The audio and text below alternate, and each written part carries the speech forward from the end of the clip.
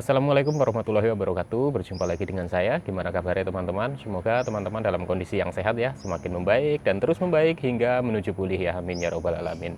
Oke teman-teman, untuk kesempatan kali ini saya mau membahas lagi ya, membahas dan membagikan ya bagaimana saya itu menghadapi gangguan asam lambung, GERD dan anxiety berdasarkan pengalaman yang pernah saya alami ya teman-teman ya. Dan kali ini pembahasannya adalah dari mana rasa cemas itu muncul ya, rasa cemas yang berlebih tentunya ya teman-teman ya.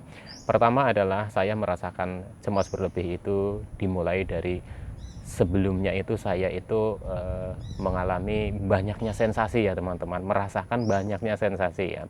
Jadi waktu itu saya itu belum sadar sekali bahwa saya itu terkena gangguan asam lambung, GERD dan anxiety.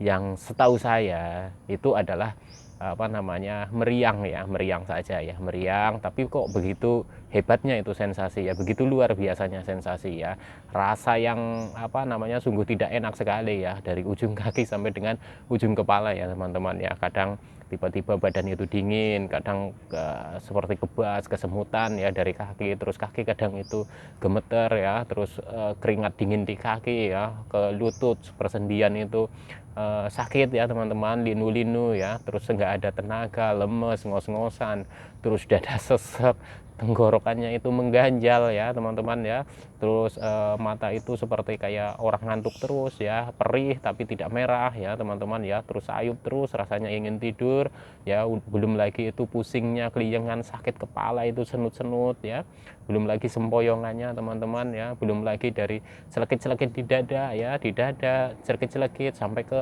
belakang ya teman-teman ya, buat tidur nggak enak, buat miring nggak enak, belum lagi perutnya kerucuk-kerucuk ya, perutnya begah, kembung, wah itu udah sangat luar biasa sekali waktu itu saya teman-teman. Dan disitulah saya itu mulai merasa kebingungan ya, ketika sensasi-sensasi itu muncul ya, muncul dan muncul dan muncul, itu saya seperti dibikin bingung ya teman-teman, dibikin bingung. Dan waktu itu saya itu tidak periksakan ke dokter ya, tidak periksakan ke dokter, dan saya itu hanya mengobati secara mandiri ya teman-teman. Jadi gejala yang timbul saya obatin gitu ya. Contoh misalkan saya pusing keliengan, saya beli obat yang buat pusing, buat keliengan, dan itulah yang mungkin membuat saya itu semakin menjadi-jadi ya teman-teman, menjadi-jadi karena saya tidak tahu sumber pusing dan keliengannya itu dari mana sebelumnya ya teman-teman, dan saya hanya kesotoyan saya ya, kecerobohan saya itu mengobati diri saya sendiri tanpa saya itu memeriksakan ke dokter. Dan itu jangan ditiru ya teman-teman ya. Tetap teman-teman kalau merasakan hal seperti itu ya, periksakan dulu ke dokter. Supaya apa teman-teman ya, supaya pada tahap itu ya teman-teman itu bisa ditangani dengan cepat ya, jadi nanti hasilnya bisa lebih maksimal. Kalau saya dulu itu terlalu lama untuk mengobati diri sendiri gitu ya, dengan kesotoyan saya ya teman-teman ya. Pokoknya itu dulu ya teman-teman ya, jangan ditiru ya teman-teman ya. Nah dari situ ya saya itu merasakan sensasi yang luar biasa sekali, sensasi yang sangat mengganggu sekali buat saya ya. Dan disitulah saya mulai timbullah itu rasa itu cemas ya teman-teman, cemas, berpikir saya itu terkena penyakit yang berat ya teman-teman, terkena penyakit yang berat itu setiap hari, setiap saat saya itu mikirnya seperti itu teman-teman. Jadi ketika ada sensasi datang di kepala, saya mikirnya udah jauh kemana-mana gitu ya, wah ini kenapa saya itu kepalanya, jangan-jangan ini, jangan-jangan itu ya. Ketika muncul di dada, waduh apa saya itu kena jantung, apa saya kena paru-paru apa, dan pokoknya itu selalunya saya itu berpikirnya itu bahwa saya itu terkena penyakit yang sangat berat ya teman-teman ya. Dan disitulah timbul lagi semakin cemas, semakin cemas, cemas berlebih, dan akhirnya timbullah saya itu ketakutan ya teman-teman, ketakutan. Jadi ngapa-ngapain itu saya itu takut teman-teman, ngapa-ngapain itu saya takut. Jadi mau ke sana mau ke sini itu takut, mau berjalan mau pergi ke sana takut nanti saya pingsan di jalan, nanti siapa yang nolongin, nanti siapa yang tahu kondisi saya ya teman-teman. Dan disitulah teman-teman awal mula saya itu sadar bahwa saya itu mengalami gangguan cemas ya, gangguan cemas yang berlebih ya teman-teman ya. Jadi dimulai dari timbulnya sensasi-sensasi itu ya. Sebelumnya memang sudah ada, rasa cemas itu sudah ada ya, karena pandemi ya teman-teman, karena pandemi ya, awal-awal pandemi itu saya juga sudah merasakan cemas sebenarnya. Mungkin itu bibit-bibitnya itu seperti itu ya, ditambah lagi dengan 3P saya itu berantakan ya teman-teman waktu itu. Jadi timbullah saya itu kecemasan yang berlebih itu ya mungkin dari akumulasi gaya hidup saya ya, pola makan saya, pola hidup saya, pola pikir saya, ditambah lagi dengan pikiran saya ya teman-teman ya, akhirnya ya seperti inilah, seperti apa namanya, teman-teman yang rasakan ya, kebingungan ke sana ke sini ke situ gitu ya, mau berobat kemana, mau berobat ke sini, mau berobat ke situ, itu pokoknya serba bingung kok. Gangguan seperti ini kok susah banget sembuhnya gitu ya teman-teman ya. Dan disitulah saya mulai sadar ya teman-teman, bahwa oh ini ternyata saya itu harus periksa ke dokter gitu ya teman-teman ya. Dan disitulah teman-teman saya itu memberanikan diri untuk periksa ke dokter. Sudah saya pernah ceritakan ya, ke dokter 1, 2, 3 ya. Terus saya itu ke dokter spesialis dalam ya, dan disitu saya itu berobat rutin. Nah ini teman-teman ya, banyak sekali pertanyaan-pertanyaan dari teman-teman ya, berapa lama saya konsumsi obat, berapa lama apa namanya masa pengobatan di dokter spesialis dalam gitu ya. Menurut saya ya, masing-masing orang itu akan berbeda ya teman-teman, akan berbeda karena akan diperiksa dulu ya, kondisinya masing-masing orang itu berbeda, tingkat sakitnya itu berbeda ya teman-teman. Jadi belum tentu apa namanya lamanya pengobatan saya gitu ya, lamanya sakit saya itu sama dengan teman-teman ya. Kalau teman-teman mungkin fasenya itu masih di awal-awal ya, lebih lebih cepat ditangani dengan menerapkan 3P, ya dibantu mungkin dengan obat ya, herbal atau apa ya teman-teman ya, itu ya mungkin akan lebih cepat membaiknya ya teman-teman. Karena dulu saya itu sudah saya ceritakan ya, pertama itu hanya sibuk mengobati diri saya sendiri dengan kesotoyan saya ya teman-teman ya, yang tidak, menurut saya itu tidak perlu dicontoh ya. Jadi beli obat sendiri, ngobatin sendiri, beli obat sendiri, ngobatin sendiri. Nah itu teman-teman saya dulu itu seperti itu ya teman-teman. Dan saya mulai cemas, panik yang berlebih itu ya. Jadi mulai cemas berlebih dan timbullah panik ya. Kadang setiap hari itu datang panik ya, entah itu sore, entah itu siang, itu pasti setiap harinya itu datang ya, yang namanya itu panik itu ya teman-teman. Dan itu saya itu semakin bingung. Ini sebelum saya itu apa namanya pengetahuan saya tentang gangguan asam lambung dan anxiety itu ini ya teman-teman ya, sebelum saya itu paham dengan gangguan ini ya teman-teman ya, itu saya merasakan kebingungan sekali, gimana ini caranya, gimana ini berobat, di mana saya harusnya bisa benar-benar bisa sembuh ya, obat apa kalau bisa saya cari, di mana ini obatnya, obat yang paling ampuh, paling manjur, berapa harganya, akan saya coba beli gitu ya teman-teman waktu itu ya. Ternyata saya sudah jalanin semua, yaitu ya obat memang membantu ya teman-teman, obat membantu, dan periksa ke dokter itu untuk apa namanya check up gitu ya, itu juga penting ya teman-teman, untuk mengetahui awal gitu kita harus periksa. Kenapa harus periksa ke dokter ya, supaya kita itu benar-benar tahu ya penyebab dari sensasi-sensasi yang timbul itu karena apa teman-teman ya. Karena contoh misalkan saya itu kan waktu itu periksa saya dengan keluhan sensasi ini, sensasi itu ya memang karena gangguan asam lambung, GERD, dan beserta anxiety ya teman-teman ya. Jadinya saya itu mulai agak lega ya, bukan penyakit yang berat karena sudah dicek semua ya, dicek semua gitu ya teman-teman. Dan kenapa saya selalu sarankan buat teman-teman yang belum memeriksakan diri ke dokter ya, belum pernah cek ya, cek dulu saja teman-teman, nggak apa-apa teman-teman, sekedar mengecek dan nanti ada arahan dari dokter. Supaya apa teman-teman, supaya teman-teman misalkan dalam apa namanya fase yang masih belum parah ya teman-teman ya, itu bisa cepat ditangani ya teman-teman. Dan kembali lagi ke topik utamanya ya teman-teman, dari mana cemas itu datang ya, sudah saya ceritakan ya, dari sensasi-sensasi yang muncul ya, ditambah lagi ya teman-teman, ditambah lagi.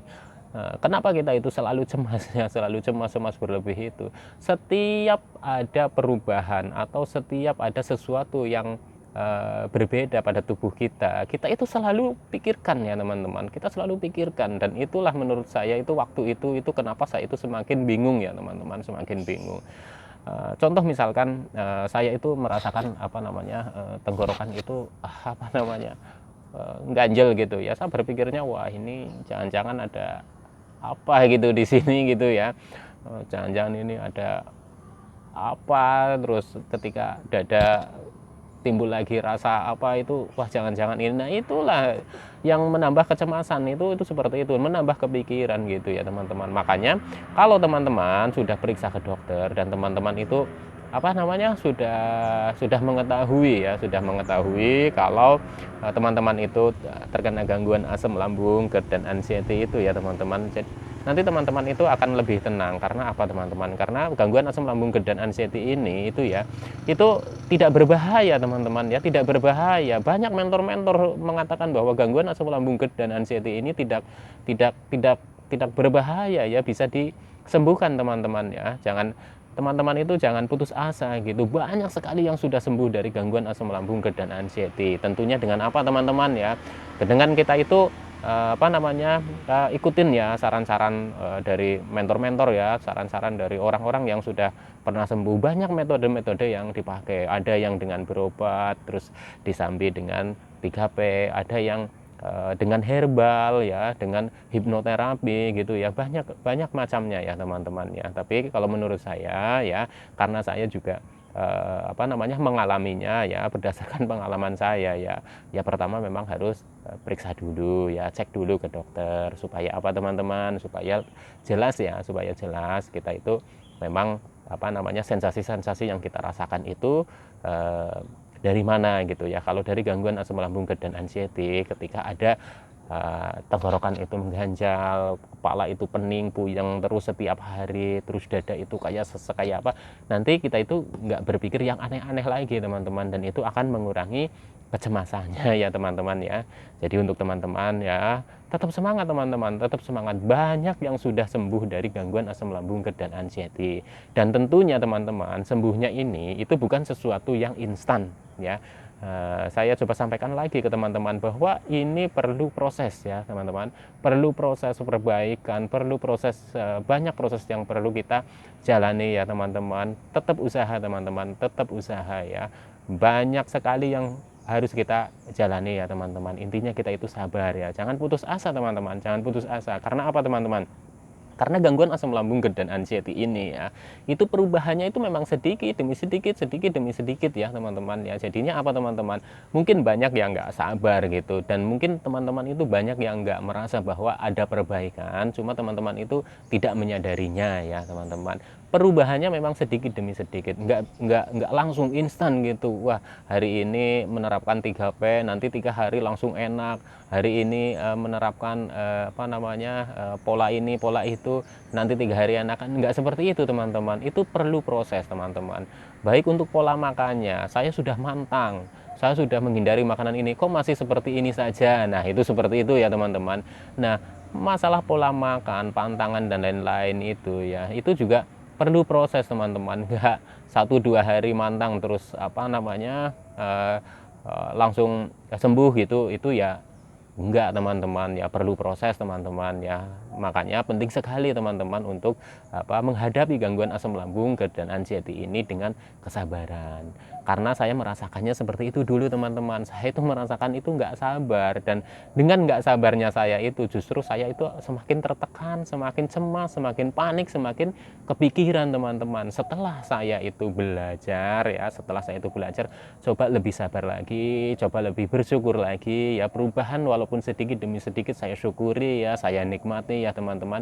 Lama kelamaan itu akan berangsur membaik ya teman-teman. Dan kita itu nikmati saja prosesnya, nikmati terus prosesnya. Tetap kita itu harus berusaha, semangat itu jangan kendor ya teman-teman. Sehari enak, sehari kumat, 2 hari enak, 2 hari kumat, 3 hari enak, 1 hari kumat, nggak apa-apa teman-teman. Itu proses ya teman-teman. Sekali lagi, itu proses teman-teman. Tetap semangat teman-teman, insya Allah teman-teman. Jangan lupa berdoa ya, selalu berusaha ya. Apapun ikhtiar teman-teman, berobat ke dokter, ke hipnoterapi, ke herbal gitu ya, teman-teman tetap terapkan 3P ya secara konsisten ya. Insya Allah teman-teman itu akan cepat membaik ya, amin ya rabbal alamin. Oke teman-teman, untuk sekarang cukup dulu ya teman-teman ya, nanti bisa disambung lagi dengan topik lain ya. Semoga teman-teman itu semakin sehat, semakin membaik, dan terus membaik hingga menuju pulih ya, amin ya rabbal alamin. Semoga video saya itu bermanfaat, bisa memotivasi teman-teman, minimalnya saya bisa menemani teman-teman dalam menghadapi gangguan asam lambung, GERD dan anxiety. Salam sehat jasmani dan rohani. Wassalamualaikum warahmatullahi wabarakatuh.